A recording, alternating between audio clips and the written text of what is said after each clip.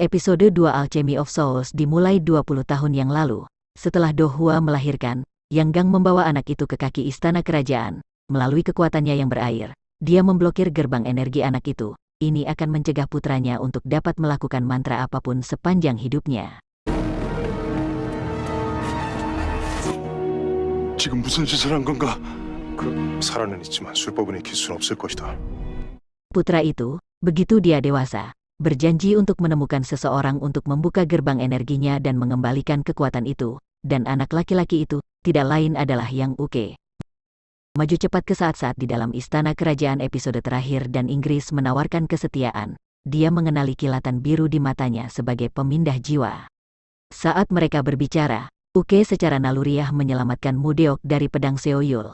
Mereka tetap berpura-pura menjadi pelayannya, meskipun dia tidak terlalu senang dengan penghargaan itu. Menariknya, kita mengetahui bahwa pemimpin pembunuh bayangan yang menyerang mereka semua sebenarnya bernama Dangju. Dalam pertempuran berikutnya, dia juga mengambil tubuh Naksu. Disinilah Uke mengetahui bahwa Mudeok sebenarnya adalah Naksu dan itu hanya membuatnya lebih bertekad untuk belajar darinya. Dia tidak begitu yakin, tapi sebelum dia bisa merenungkan hal ini, semua orang berkumpul di pusat pelatihan untuk pertemuan wajib. Sementara di sana, Park Jin yakin bahwa ada pengkhianat di tengah-tengah mereka, seseorang yang membantu membiarkan para pembunuh di malam sebelumnya. Mereka mengungkap Guigu, pusaka keluarga Jin. Perhiasan ini tampaknya dapat mendeteksi sihir dan, khususnya, pemindah jiwa. Mereka bermaksud menggunakan ini untuk mencari tahu siapa di antara mereka yang merupakan pengubah jiwa. Pintu dibanting menutup, penjaga berjaga-jaga, dan Park Jin berjanji bahwa siapapun yang mencoba melarikan diri akan dianggap sebagai pengkhianat. Dengan itu, seekor anjing berasap keluar dari pernak-pernik ini dan dalam bentuknya yang berkabut, segera menerkam Inggris. Hanya saja, itu melompati dirinya dan Mudeok, menemukan pengubah jiwa bayangan.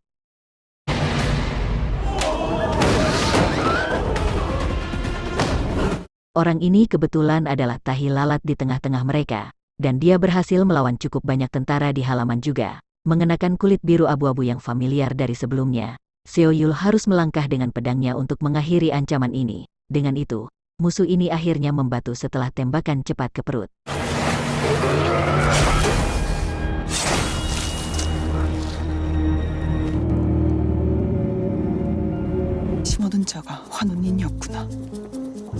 Dalam keributan itu, Mudeok mencoba menyelinap pergi dan menemukan Danju, tapi Uke bijaksana dengan apa yang dia lakukan dan menyudutkannya sebelum dia bisa melakukan ini. Sebagai dua olok-olok perdagangan, anjing asap dari sebelumnya kebetulan menguntit dari atap. Yang Uke mendorongnya untuk melarikan diri, tetapi sebelum dia menyerang Mudeok, Uke berhasil menghancurkan Guigu.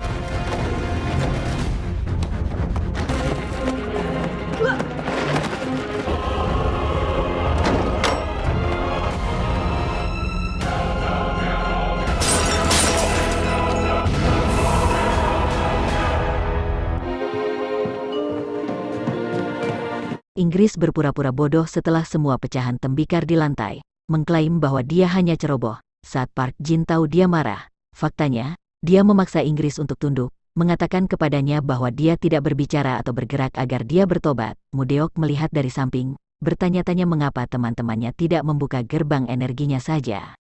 Rupanya mereka terlalu lemah untuk melakukan itu dan itu dilarang. Adapun Mudeok, dia merasa kasihan padanya, menyadari bahwa dia sudah cukup bertobat karena tidak bisa merapal mantra, dan pergi dengan jimat dari sebelumnya.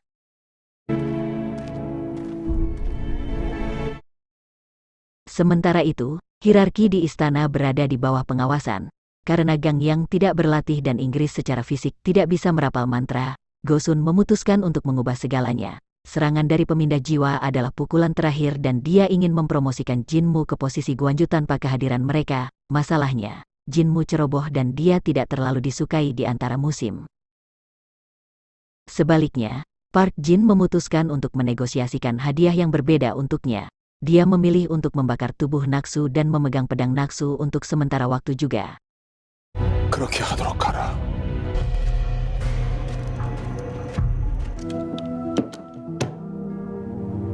Namun, Uke menantangnya, terutama setelah memeriksa pedangnya sendiri. Jinmu yakin bahwa Uke tidak akan bisa menghunusnya, meskipun dia mengatakan untuk saat ini yang menarik minat Jinmu. 걱정 마십시오. 아직은 못 뽑습니다. 아직은. Jinmu memiliki tubuh naksu di luar, yang kebetulan dilihat oleh Mudeok. Inggris juga ada di sana dan dia melihat api sebelum mendekati Mudeok setelahnya. Namun, dia datang dengan berita bahwa dia menemukan pedangnya. Uke menunjukkan padanya dan mendorong Mudeok untuk mengambilnya dan menghunusnya, yang dia yakini akan mengembalikan kekuatannya. Sayangnya, itu tidak berhasil dan saat dia mengambilnya, dia tidak dapat menghunus pedangnya. Akibatnya, Uke menyerah dan memutuskan dia harus terus hidup seperti Mudeok dan selesai dengan penyakit jiwanya yang berubah-ubah. 뽑을 수도 없구나. 난 그따위로 무덕인 채로 살아. 이런 몸으로 사느니 죽는 게 낫다. Mudeok menolak, percaya ini adalah neraka, dan malah mengambil pedangnya dan melompat ke danau Gyeongcheondaeho. Ketika Uke tahu, dia bergegas untuk menemukannya. 영천대호 쪽으로 가는 것 같더라고요. Hanya saja, Mudeok yang menyelam ke dalam air adalah hal yang dia butuhkan untuk mengembalikan kekuatannya, dan di bawah air dia berhasil melepaskan pedangnya. Saat Mudeok kembali ke pantai, dia tiba-tiba pingsan saat Uke muncul.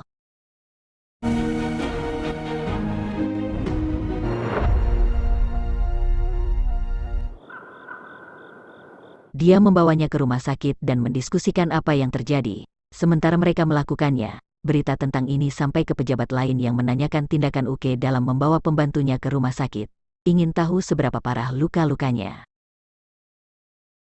Sementara mereka berbicara, kami memotong kembali ke Mudeok yang meracuni Inggris dengan teh herbal.